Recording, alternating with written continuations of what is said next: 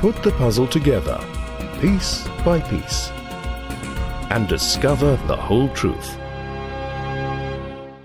My friend Francois Duplessis, who has this remarkable interest in archaeology, is going to take us again to the Middle East, to Jordan. And we're going to take a trip down memory lane to the once-time city of the Edomites, Petra, and the story that lurks in those stark stone walls. Walter, you've been with me a few times. What a city. Just about 1,000 tombs and palaces, dwellings. Nowhere in the world will you see a place like this. The Horites used to live here, and the skeptics said Horites means people who live in caves. But they discovered that this was a developed civilization. So they were replaced by the Edomites. Here you look at el-Bayara. 10,000 Edomites were thrown down here. You can still see some Edomite ruins on top of el-Bayara. It's a tremendous place. Now Herod the Great grew up here. Here you see his palace at Masada. And just look at those rocks. It seems as if they are crying tears. It's a sad place. Now, according to some scholars, the Bible says Paul went to Arabia for 14 years, something that he spent time at Petra. Well, the Nabateans came here after the Edomites, and Aretas IV, or Harit IV, built this beautiful palace here. He knew about Paul. His daughter's name was Huldah. She married Herod Antipas. It's an exciting history. Now, when we were there, we saw the lion-winged temple. And remember what I showed you? The lion with eagle's wings. And where do you read about this? In Daniel. Yes. So archaeology and the Bible work hand in hand. It says in Obadiah 1, 3 and 4, "The pride of your heart has deceived you, you who live in the clefts of the rock, whose dwelling is high, who say in your heart, who will bring me down to the ground? Though you soar aloft like the eagle, though your nest is set among the stars, thence will I bring you down, says the Lord." Now when you walk in Petra, you can see what the prophet saw in vision. They were so proud. Does God care about proud people? Man, I like God. He cares about proud. Are you proud, Walter? He cares about you. Listen, it says in Obadiah 1:12, "But you should not have gloated over the day of your brother in the day of his misfortune. You should not have rejoiced over the people of Judah in the day of their ruin.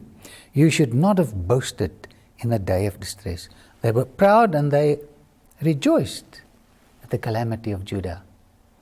You know, when I thought of this, I said, Lord, help me. I tend to do the same. Now, Jerusalem was destroyed in 586 by Nebuchadnezzar, and instead of weeping over their brother Judah, they rejoiced. This is the problem of humanity. You're looking at the ceiling of one of the homes here, and when you visit Petra, you feel God speaks to you through nature, encouraging us to also be loving and lovable people. But the opposite happened to the Edomites. Why are they gone? The Bible predicted that the city would become silent. Obadiah 1:19 says, "Those of the Negev shall possess Mount Esau." The caravan route diverted, Walter, and the city died economically, just as the Bible predicted. Obadiah 1:13, "You should not have entered the gate of my people in the day of his calamity. You should not have gloated over his disaster in the day of his calamity. You should not have looted his goods in the day of calamity." What a message. We walked those steps up to Jabal Matba, to the high place. They sacrificed a virgin there. Jabal means mountain in Arabic.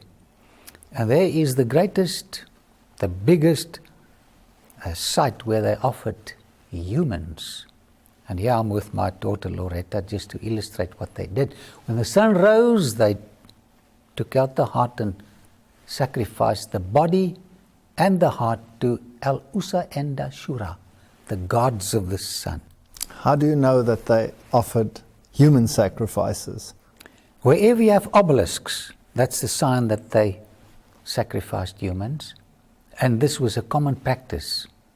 Abram too almost sacrificed his son. It was common practice all over the Middle East. This happened. So while I looked down from Jabal Matpa to Wadi Musa, I said, Lord, help me to weep when others weep. Make my heart soft and kind when my enemy hurts. May God help us to have kinder hearts.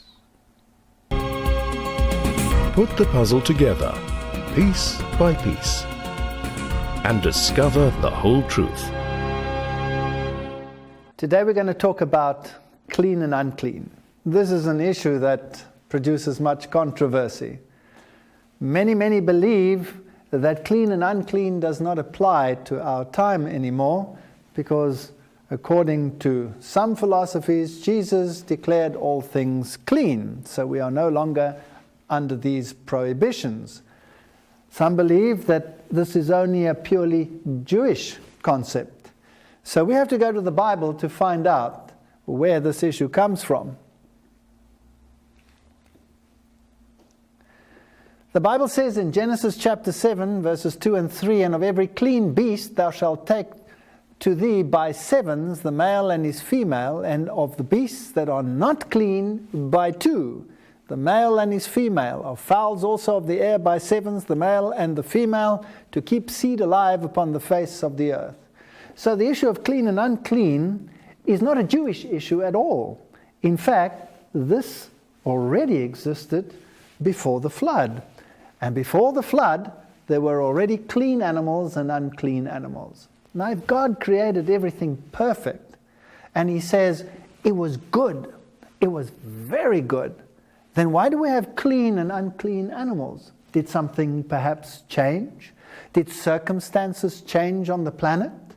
Now, I'm going to look at this from a scientific perspective. I know that there are ideological reasons for considering these things thus, but let's have a look at it from the aspect of science.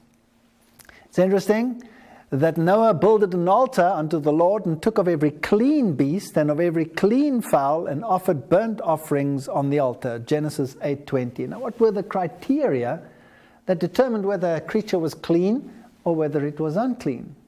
And if some say it was only a Jewish issue, then why do we have it here in the times of Noah already, with a very clear distinction between what was clean and what was unclean? Obviously he knew, and only later was it recorded by the authors of the book of Leviticus. Now, we don't find clean and unclean laws only in Jewish culture.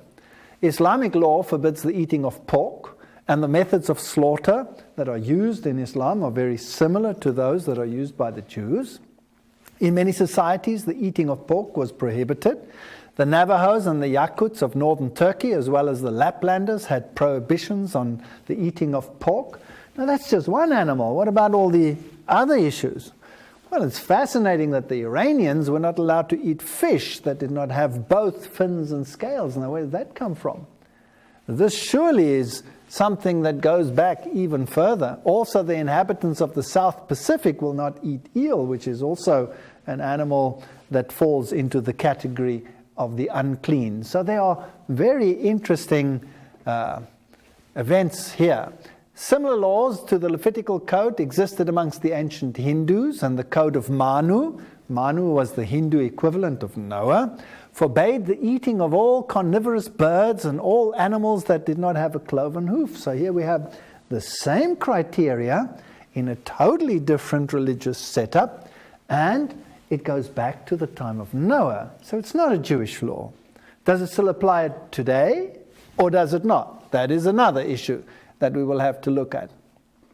And the Lord spoke unto Moses and to Aaron, saying unto them, Speak unto the children of Israel, saying, These are the beasts which you shall eat among all the beasts that are on the earth. So here is the complete description in the book of Leviticus as to what is unclean and what is clean, and what the difference is. Whatsoever parteth the hoof and is cloven-footed and cheweth the cud amongst the beasts that ye shall eat, nevertheless these shall you not eat of them that chew the cud. Now, scientifically speaking, chewing the cud is the regurgitation out of a pre-chamber in the stomach and re-chewing of the food before it is further digested. Now, it's fascinating that the animals that are listed over here that have the same sort of physiology and anatomy, like the camel, for example, is unclean, for example. Nevertheless, these ye shall not eat of them that chew the cud, and of them that divide the hoof, the camel. Because he cheweth the cud, but divideth not the hoof, he is unclean to you. So certain animals have a similar anatomy, like those that have the cloven hoofs, and yet they are still considered unclean. Some others that are mentioned, and the coney, because he cheweth the cud, but divideth not the hoof, he is unclean unto you. And the hare, that's all the rabbit family, because he cheweth the cud, but divideth not the hoof, he is unclean to you. Now the scientific fraternity, which regards chewing of the cud something that is depicted in ungulates, will say, well, the rabbit doesn't chew the cud. Yes, he does. He just chews it at a later stage, as we will see in a moment. So the biblical concept is a little bit broader. The animals are chewing that which they have ingested before. So the coney, the rabbit, they are unclean. And the swine, though he divide the hoof and be cloven-footed, yet he cheweth not the cud. He is unclean to you. Of their flesh shall you not eat, and their carcass shall you not touch. They are unclean to you. So here is a very distinct description. So let's have a look at some of these creatures. Leviticus 11, 1 to 8. Well, there's a modern cow, and this creature, of course, chews the cud. Now, cows and ungulates in general have a pre-stomach, which is called the rumen, and there a fermentation process takes place. Sheep and goats fall into that same category. So if we go through the animals of the world that are considered clean, that fall into the clean category, we will have all the various wild and domestic goats in the world. We will have the ungulates of the fields, like the oryx, will be a clean animal, and all the buck and deer and game that we find out there in the world will be considered clean. And of course, they went into the ark in pairs of 7s. All of these beautiful creatures, the kudus, these are all clean animals. Fascinating and beautiful. There's the bongo with its stripes. Now, this is their anatomy. They have this pre-stomach, which is called the rumen.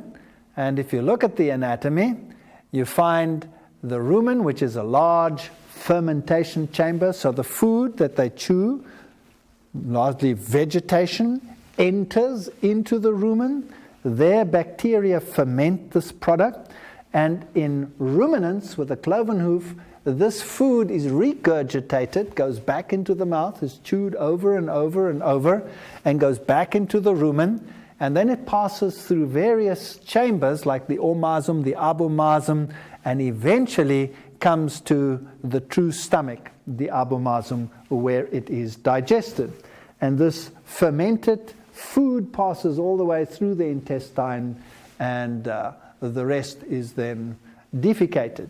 Now, what is fascinating is that this process is a continuum, and the bacteria add certain nutrients which are not available in the plant material. For example, they will add certain varieties of amino acids which they produce, and the bacteria themselves are digested in the process as they pass through the intestine, so they add the nutrients which might be scarce in the environment. So the animal gets a complete nutrition as a result of this rumination process. Bacteria, of course, produce many, many substances which we find are often absent in nature. So let's have a look at this creature over here. Nevertheless, these shall you not eat of them that chew the cud, or of them that have the divided hoof, that is the camel. Because he cheweth the cud, he has the same type of anatomy, he doesn't have the same foot anatomy, and the Bible says he is unclean. Now this is very strange. He has the same mechanism of eating, the same anatomy as far as that is concerned. Why is it considered unclean? Well, it's interesting that these creatures, a beautiful picture of a camel, have been adapted to a desert environment. So something has changed in the environment which might affect the physiology of this creature. It is beautifully adapted to the desert environment, but one of the things that it can do is it can tolerate heat by just not sweating. And that means that the body temperature starts increasing, but they don't lose water like other animals, so it can survive in the desert. But this also means that any toxins that are produced, like urea, etc., will accumulate in the tissues. And the consequence is that the animal is not as fit for consumption as one that gets rid of all the toxic substances over time. So maybe that is one of the reasons why this creature is considered unclean. The coney, because he cheweth the cud, but divideth not the hoof, he is unclean to you, and the hare, because he cheweth the cud, but divideth not the hoof. Now, why are these creatures unclean? They're also plant eaters, so in other words, they are very close to what the original diet on the planet was, and yet, when they have paws, these creatures, they tend to do something very interesting. They tend to practice coprophagy. Coprophagy, phagy means feeding. They ingest their own excreta. That's one of the reasons why these creatures might be considered unclean. So it's also a form of chewing the cud, but of course, instead of taking it from a pre-stomach, the rumen, and regurgitating it to the mouth, they're taking it from the other side. And that makes a big difference. When the food passes through the intestine, then waste products are left, together with digestible products at the end, and when recirculated, some of these chemicals like secondary bile salts and all of these issues which are detrimental are added to the food chain. So a rabbit, for example, rather than having a pre-stomach like a cow, has the fermentation taking place in the cecum, which is at the end of the intestine. So now there's only one possibility. You can't put the entire intestine into reverse, so the product has to pass out of the intestine, and the rabbit produces two kinds of feces. One is the pellet form, and the other one is a soft form, which it eats directly from the anus, and thereby the bacteria and the fermentation products which make the meal complete are re-ingested. But because it passes right through the intestine, you have some of the secondary products which are harmful also passing through the intestine, and this animal therefore has a higher toxic load than would a ruminant under normal circumstances. So we see the cecum here in this dissected creature is very, very large and lies there as a big fermentation chamber. If you unravel the intestine of a rabbit, for example, you have this normal intestine where the absorption takes place over here, and then you have the large cecum where the fermentation takes place.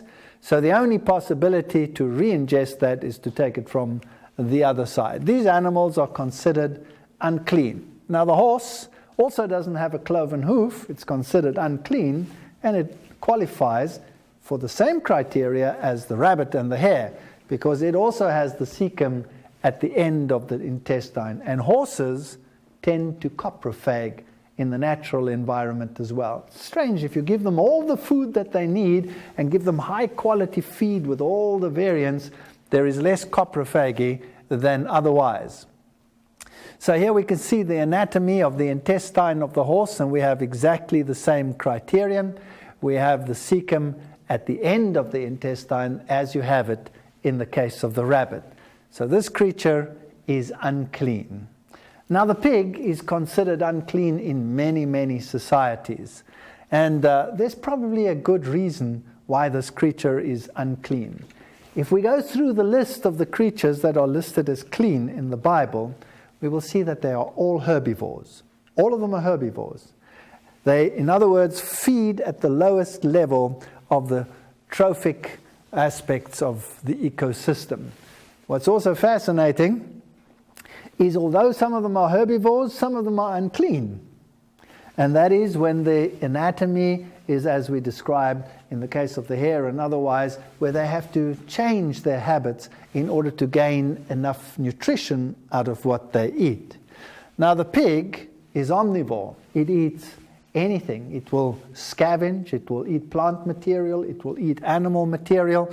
And we know that there is a process called biological magnification.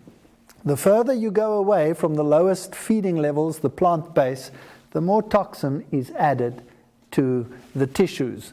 So on the basis of that alone, this creature would qualify as unclean. A pig, of course, is also known for many other diseases, parasitic and otherwise. Much of the parasite problem can be solved with the right medication, but there are other problems associated with pigs. Here is a snippet from one of the scientific magazines. Off the menu from early warnings that chickens were laying fewer eggs, the dioxin scandal grew to engulf Belgium's meat industry with a full ban on all poultry, beef and pork products. Here you have this question of biological accumulation of toxins, and the pig, of course, is one that qualifies in this regard. Then you have some strange diseases, viral diseases, which tend to be very prevalent in pigs. Now it's interesting that in the past, the pig was one of the nurturing chambers for viral change, so that a species barrier could be crossed from animals to man. And the pig was always considered as one of these viral chambers where these changes could take place. Burying the bacon, encephalitis diseases passing from the pig directly to the human. There are many, many reasons why pig should be considered unclean, scientifically speaking. Did human error spread a virus from pigs? Japanese encephalitis, a deadly disease, is spreading amongst farmers. So viruses jumping the species barrier often take a transitional phase in the pig. Pig transplants should be banned from hospitals. They use heart valves, etc. in the pigs. So again, the viral issue is of great importance. So God says, leave these creatures alone and you will have fewer problems.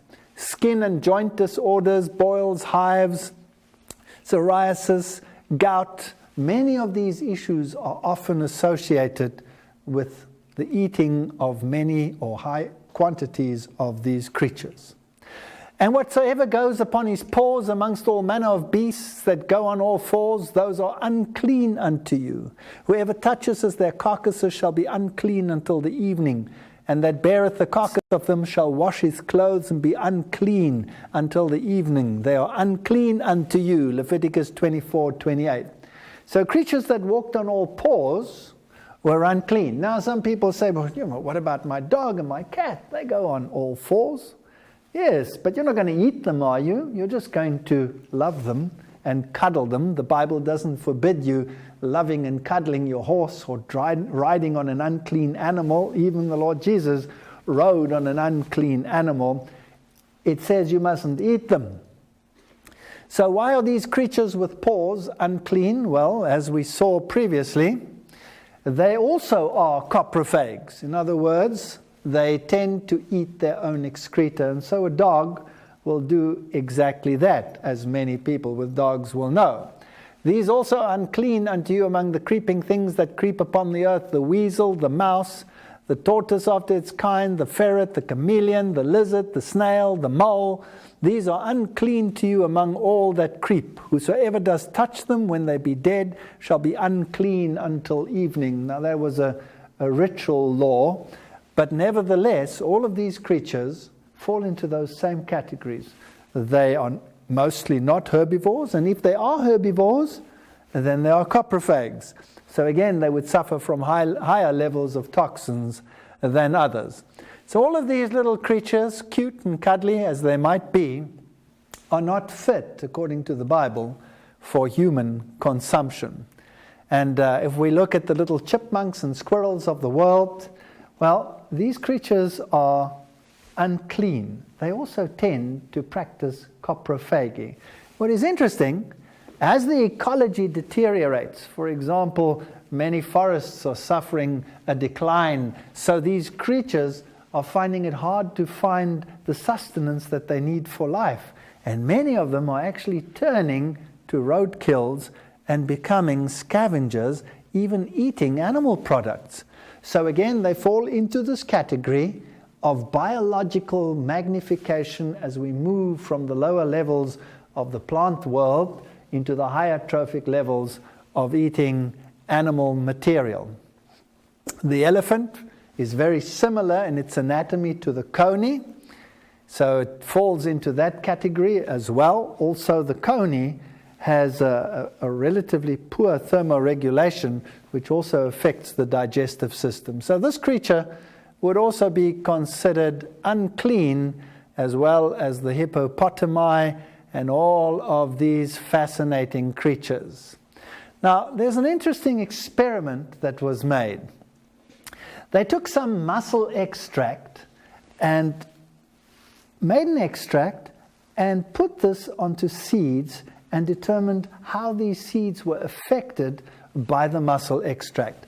And so they went through the list of the animals listed in the book of Leviticus and discovered that when unclean animals were used, then the extract had an effect on the growth of these plants.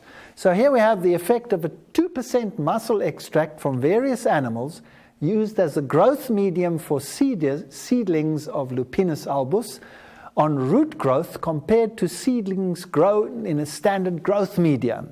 And the results are expressed as a phytotoxic index, where 100% indicates no impairment of growth. So they planted these little legumes and then in a growth medium measured their normal growth, and normal growth was 100%. They added the extract. If the extract impaired the growth, well, then it was less than 100%. So the closer we get to 100%, the better the growth and the less the impairment. And they compared sheep and ox and goat and deer and all of these creatures which are considered clean animals, and found some fascinating things. The sheep, for example, produced a phytotoxic index of 94%, so there's a slight reduction in the growth as opposed to 100. But it's a clean animal. The ox, the goat, the deer, the calf, all of them clean, and the percentages are relatively high, ending down there in the calf in 82%. As soon as they took an unclean animal, the dog, for example, it dropped to 62%. So there was a phytotoxic effect. Plants, phytotoxic, poisonous, poisonous to the plants. The black bear, the white rat, the grizzly bear, the pig, all of them, of course, depicted as unclean in the Bible, impaired the growth of the organism. This is fascinating stuff. The cat, the groundhog, the opossum, the silver fox, the hare, the guinea pig. As we go down the list, we find that the phytotoxic index increases. So there are chemical products in these creatures which impair the development of the plant. Maybe that's one of the reasons why God says we should not eat those creatures, because they could impair certain aspects of our own development. So all of these creatures, like the lizards, and all of these are unclean. Now, most of these creatures are, well, when we talk about their thermoregulation, they are not homeothermic. They don't keep constant temperatures. So they are subject to the environment. If it's cold, they are cold. If it's warm, they are warm. So we talk about cold-blooded, warm-blooded creatures, poikilothermic, homeothermic, in the more scientific terminology. And these creatures, when they are cold and have food in their stomach, will actually have fermentation and rotting processes taking place, and the toxins will accumulate. That's why snakes don't eat in the winter, because they can get such high toxic loads that they could actually die from it. So these creatures are all considered unclean for a good reason. And though they are beautiful and interesting to look at, we shouldn't eat them. So says the Bible. A chameleon, wonderful creature. Some are afraid of them, some love them. God is a lover of variety and has produced a great number of life forms for us to enjoy. But he says, watch out. Some of them are detrimental to your health. Don't make them your diet. The basilisk, which looks just like a little dragon. And I wonder whether some of the legends of dragons don't come from here. Snakes, as I have said, with their thermoregulatory problems, obviously one of the reasons why they are considered unclean. And then, of course, the higher toxic loads which they have being high up in the trophic levels. The same with frogs. These creatures are carnivores and therefore qualify as unclean animals. The dog and the cat, unclean. Again, they're carnivores, so they're removed from the original. And the little mouse, well, it has the same problem as the rabbit. It has this huge cecum in its intestine, so it is a coprophage, eating its own excreta, as well as all these beautiful creatures with their paws. They are not fit for human consumption. Now, when we get back, we will look at some of the other criteria as to why fishes, etc., are unclean and some are clean. Put the puzzle together, piece by piece, and discover the whole truth. Put the puzzle together, piece by piece, and discover the whole truth. Well, why are some fish clean and some fish unclean? This is a very intriguing question. These shall ye eat of all that are in the waters, whatsoever has fins and scales. In the waters, in the seas, and in the rivers, them shall ye eat, and all that have not fins and scales in the seas and in the rivers, of all that move in the waters, and of any living thing which is in the waters, they shall be an abomination unto you. Now, before we continue, let me make it quite plain that some of the species that are listed over here, we are not quite sure today exactly what was meant, because some of the linguistic nuances have changed, and we do not know always precisely which animal is involved. But there is enough indication to give us the criteria nevertheless. So what's the difference between one that has fins and scales and one that does not have them? They shall be even an abomination unto you. You shall not eat of their flesh, but you shall have their carcasses in abomination. Whatsoever hath no fins nor scales in the waters, that shall be an abomination unto you. Pretty clear. And as I've shown, it's not only the Jews that have these prohibitions, but we find them in other regions of the world as well. Now, an animal like a fish, which has fins and scales, is very interesting because somewhere in its life cycle, it is largely herbivorous, even if it is in the younger or larval stages that it is herbivorous. A fish is an amazing creature. It has a very high ability to detoxify itself. And of course, being situated in water, its thermal regime remains relatively constant. And when the temperatures do change seasonally, they adapt enzymatically. It's a fascinating physiological story. Eels, lampreys, catfish, all of these don't have scales. Now, where do they fit into the food chain? They are largely scavengers, and they will eat virtually everything. So they fall into the category of biological accumulation. They accumulate more toxins than the others do, and therefore should be considered unclean. Sharks and rays would fall into the category of the unclean, and they're a fascinating group of animals. Now, they live in marine environments, many of them, and when they live in the marine environment, they have a problem. They don't have the ability of the fish that have fins and scales to rid themselves of the salts which constantly move into the body as perfectly as the others do. So these creatures solve their osmotic water problems in a different fashions.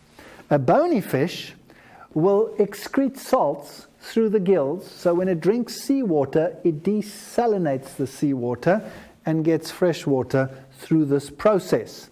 And that is how these fishes survive in a marine environment. A shark, on the other hand, also has less salt in its body than the sea has.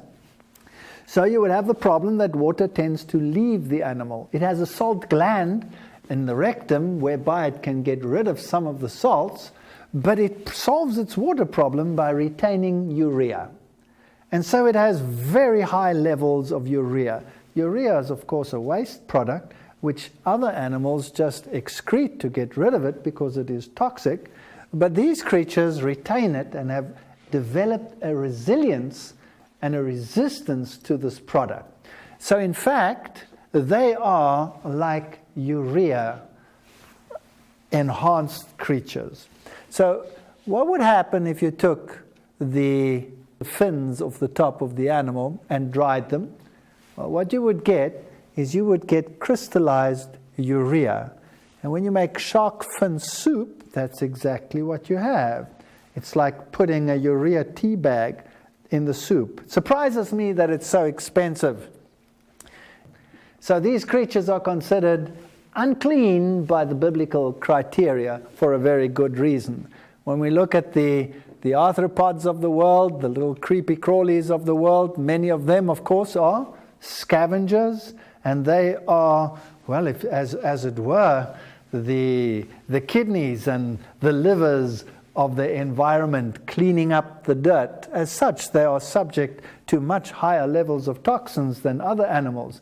And when you have flares of, let's say, red tides or something similar in the environment, then all of these creatures become extremely dangerous for human consumption because they will accumulate more of these toxins in their systems than any of the other creatures. So they are toxin accumulators. The Bible says they are unclean. So physiologically speaking, there's a good reason as to why the calamaris of this world, the squids and all of these creatures should be considered unclean. We go back to our phytotoxic index of the various fish, you find something fascinating. The sea bass, the herring, the pike, the salmon, the cod, all of those fare relatively well. The tuna, the halibut, the white perch, the rainbow trout. As soon as you come to the shark, boom, there's a drop from the 80s to the 60s. It's as if there is a transition. The porcupine fish, the puffers, the moonfish, the catfish, the eel, and you can see the phytotoxic index showing that these tissues are detrimental to the growth of the plants. So all the slimy, creepy crawlies out there should be considered hazardous. There's another interesting feature. Many of their neurotransmitters and nerve transmitters are somewhat different to ours, and many people have tremendous allergic reactions to some of these. In actual fact, it's probably safe to say that all people are actually allergic. Some just show it more than others. When it comes to the fowls of the air, and these are they which you shall have an abomination amongst the fowls, you shall not be eaten, they are an abomination. And then it talks about the eagle, the ossifrage, the osprey, the vulture, the kite, the raven, the hawk, the owl, etc., etc. The hawk, the cormorant, the swan, the pelican, the herring, the lapwing, the bat. Now, all of these again are what? They're either carnivores or they're scavengers. So again, they do not qualify. The Bible says that in the beginning, all animals ate plant material. So the fall induced a change in the diet, and that in turn produced unclean animals. So God didn't produce them unclean, create them unclean in the beginning, because they were never intended to be eaten in the first place. The human diet, according to the Bible, was plant-based, if we read what it says in the book of Genesis. So today, we have clean birds, which we have in our dietary regime. The question is, if the criteria are so precise there in the Bible, and any animal that deviates from the original far enough becomes unclean, then what if you feed these animals what they do not naturally get in their diet? What if you make these animals carnivores like the industry often does, but feeding them carcass meal and fish meal and all of these issues, some of which is now being banned universally or in some countries and in others not. So does an animal remain clean by definition, or do we look at the criteria and say, well, maybe these creatures are no longer what they used to be. Maybe they're not clean anymore. So quails were, of course, clean animals, and pigeons were considered clean animals. These have a crop, and very similar to the ruminant, will have a fermentation in the beginning of the intestine. And the ostriches, that's one of the difficult ones to classify in terms of the nomenclature of what it's called in the Bible. And these creatures, some of them with webbed feet. The German Bible has an interesting translation. It says, Die Gans und seine Art, which means the goose and its kind. Sort of demonstrating that anything with webbed feet might be considered unclean. This is a difficult area to determine, but the criteria still applies. If it's removed from its original dietary source and eats something else, then it should be considered unclean. So the pelican and all these fish-eating birds should be considered unclean. Penguins and the like. And of course, some of these interesting creatures eat many, many materials which are not plant-based, like the pelicans and these beautiful creatures over here. And the owls, of course, and the birds of prey are well known for their carnivory. Isn't it interesting? The further removed from the original, the uglier they get. So if you look at a vulture, which has become a scavenger, is even further down in the trophic levels, then they become pretty ugly. Here is the American condor, the Andean condor, beautiful, magnificent creatures. And then you have the scavengers, ugly and pretty ugly. There are still reminders of the beauty of Eden somewhere over there, but surely this is not good. Very good. So let's have a look at the phytotoxic index of these birds. The pigeon in the 90s, the duck, the quail, the coot, the swan, the goose, the turkey, and as we go down the list, we come suddenly to the sparrowhawk, and what do we find? The sudden drop into the 60s as we come to these carnivorous birds that are clearly depicted as unclean. The owl, the crow, the hawk, they are unclean animals. Now, all fowls that creep, going upon all fours, shall be an abomination unto you. You know, I've had a lot of altercations about this verse, because some of my scientific colleagues would say, you know, the Bible doesn't even know its anatomy, because here the Bible talks about insects having 4 legs. No. You have to read it carefully. It says here, all flying insects, New King James Version, that creep going upon all fours. Now, insects have 6 legs, that is right. But 2 of them, the front ones, are used more like hands than feet. So if you sit and watch a fly, you will see it washing its face and cleaning its eyes, with its front feet. If you watch a praying mantis, 2 of them are up. It catches and holds its prey with the 2 front feet. So in actual fact, 4 of them are more like legs, feet, and 2 of them are more like hands. So let's be specific. The Bible is not that inaccurate after all. Yet these you may eat of every flying, creeping thing that goes upon all 4, which have jointed legs above their feet, to leap withal upon the earth. Even these of them you may eat, the locust of its kind, and then it mentions a few, and here it becomes vague or difficult to say whether we have the exact right translation or not. So when it comes to beetles and crickets after its kind, well, some say cricket, some translations, some don't. Personally, I would say the cricket wouldn't qualify because it will also eat some other creatures after his kind, and the grasshopper after his kind. But all other flying, creeping things which have 4 feet shall be an abomination unto you. So grasshoppers, which are strict herbivores, they are clean. So there is no prohibition on the eating of this creature. But when it comes to certain beetles, well, they're dung beetles. Surely they qualify as the same category as the coprophages, so they would be considered unclean.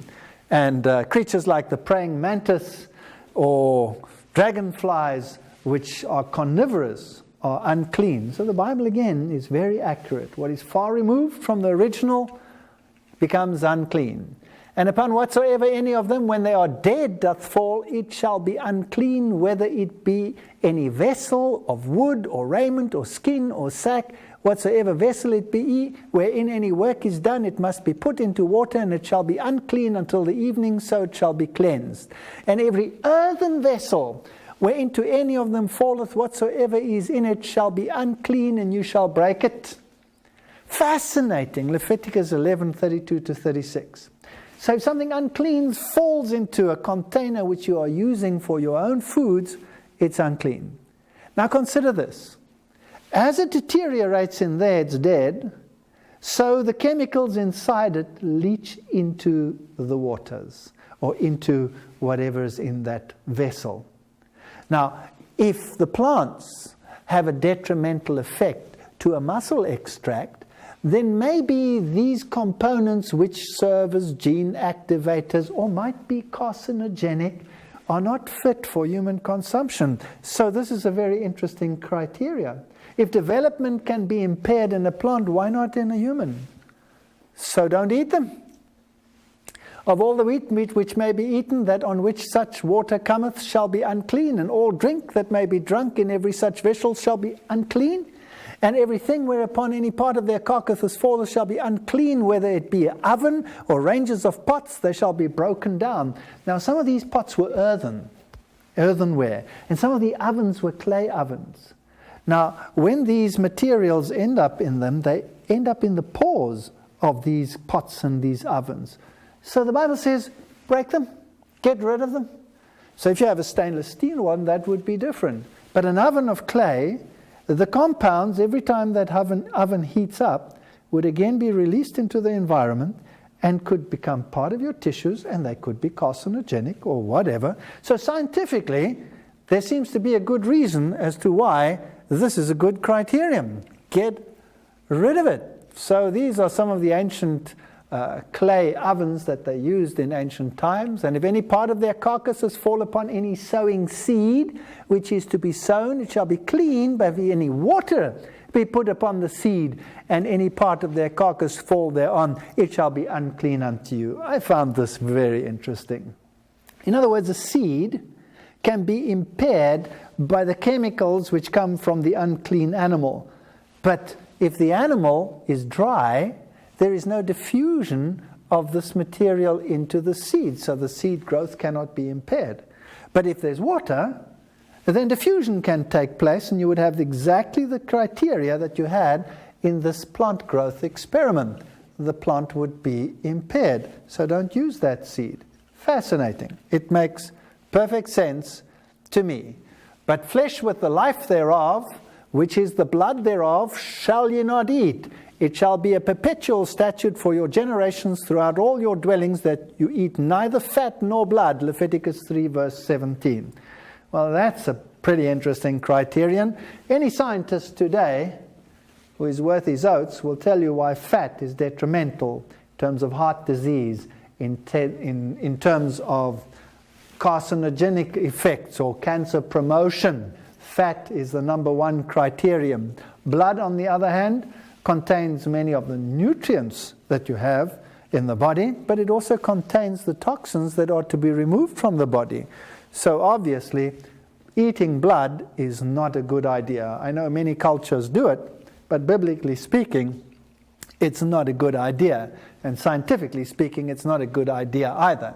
Moreover, you shall eat no manner of blood, whether it be of fowl, of beast, any of your dwellings, whatsoever soul that eateth any manner of blood, even the soul shall be cut off from its people.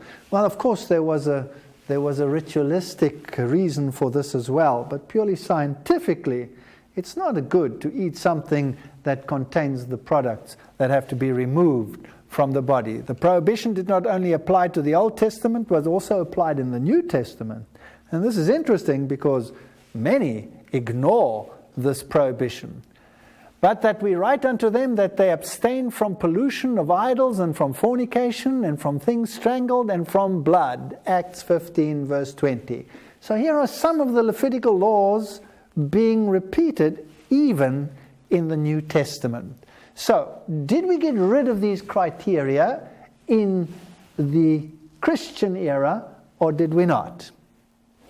Not that which goes into the mouth defileth a man, but that which cometh out of the mouth, this defileth a man. Matthew 15:11. Does this statement imply that everything is now clean? Of course not. It's a spiritual application that watch what you speak about, watch what you say, because that is a window of what is happening in your soul. So, does clean and unclean still apply in terms of the biblical criteria today? Well, one of the texts that is used to say that clean and unclean is no longer what it was is the story of Acts chapter 10. Now, there was a certain man in Caesarea called Cornelius, a centurion of the band called the Italian Band, a devout man and one that feared God with all his house, which gave much alms to the people and prayed to God always. Now, what we have here is the story of a non-Jew who found God. And the story goes that he had a vision and he sent his delegates to Peter, who was a Jew, and as such would have regarded those of the other nations as unclean. And this story has a fascinating content. He saw in a vision, evidently about the 9th hour of the day, an angel of God coming unto him and saying unto him, Cornelius.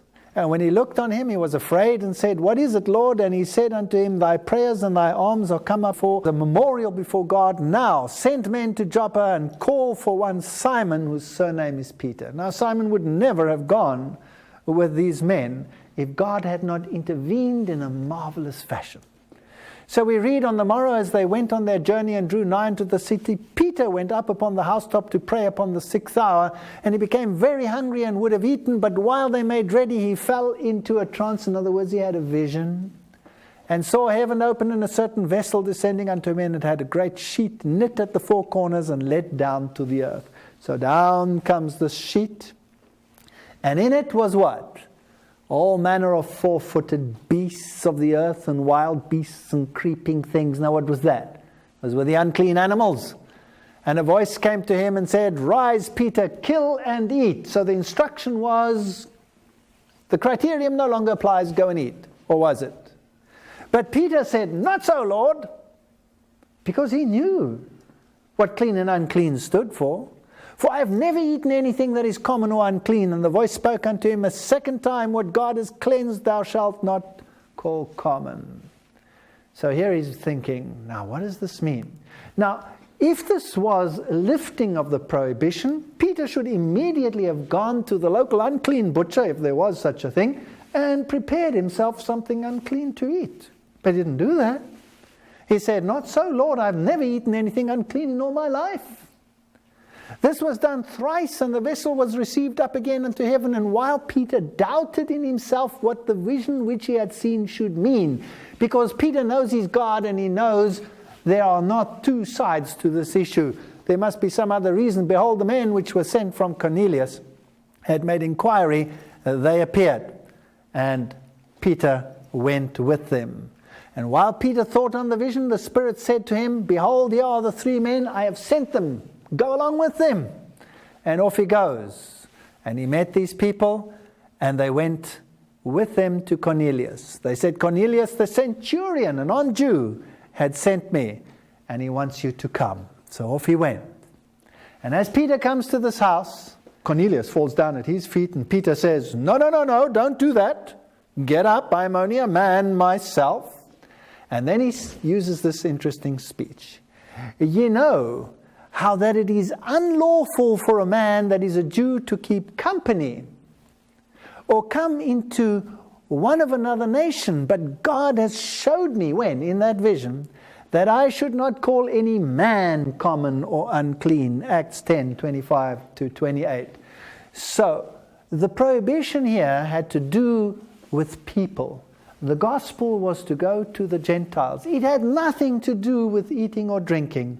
Peter did not run to the nearest unclean butcher. Peter went to Cornelius and said, God showed me in vision I may not call any man impure or unclean. So the question I have today, the very logical criteria that we have in the Bible, are those still applicable today? That which was unclean then is still unclean today. And nowhere in the Bible do we find a lifting of this restriction. So if you want to follow God in terms of all of these criteria, you would do well to study what he has to say on the issue of clean and unclean. May God bless you.